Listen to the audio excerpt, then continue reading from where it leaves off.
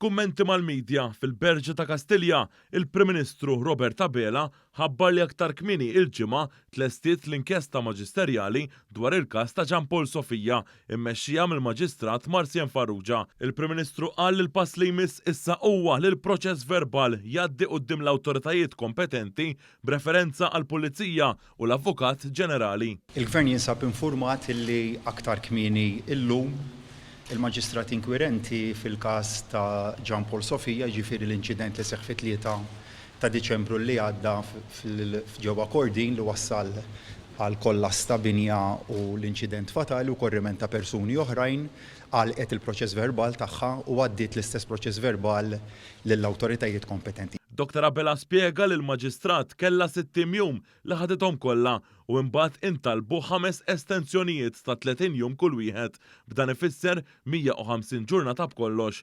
Għalli nhar it-tnejn li għadda il-Maġistrat Farrugia talbet is-6 estensjoni u issa din ingħalqet. Hawnhekk il-Prim Ministru għamel appell lill-Kummissarju tal-Pulizija u lill-Avukat Ġenerali. U l-appell konsistenti li jien għamilt lill-Maġistrat jiġifieri li tagħlaq l-inkjesta mingħajr tkaxkir tas-saqajn nagħmlu wkoll lill-Kummissarju tal-Pulizija kif ukoll lill-Avukat Ġenerali li issa għandhom il-funzjonijiet li skattaw fuqhom skont il-liġi wkoll għalhekk nagħmel dan l-appell biex jeżaminaw ir-rakkomandazzjonijiet u l-konklużjonijiet tal-Maġistrati inkwirenti mingħajr tkaxkir tas-saqajn għax dan huwa fl-aħħar mill-aħħar dak il qed titlob is-soċjetà tagħna mbagħad skont ir-rakkomandazzjonijiet jeżerċitaw id-diskrezzjoni u l-prerogattiva tagħhom.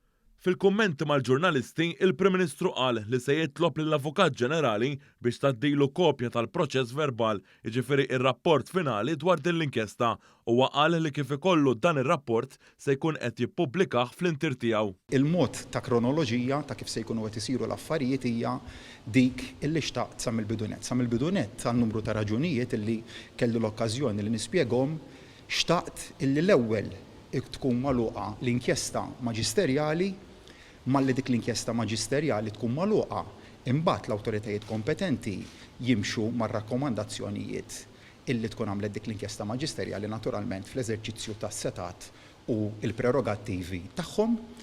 Imbagħad kif tingħalaq dik l-inkjesta maġisterjali għal kull vojt li tista' tħalli dik l-inkjesta maġisterjali fl-investigazzjoni tagħha ikun hemm investigazzjonijiet ulterjuri.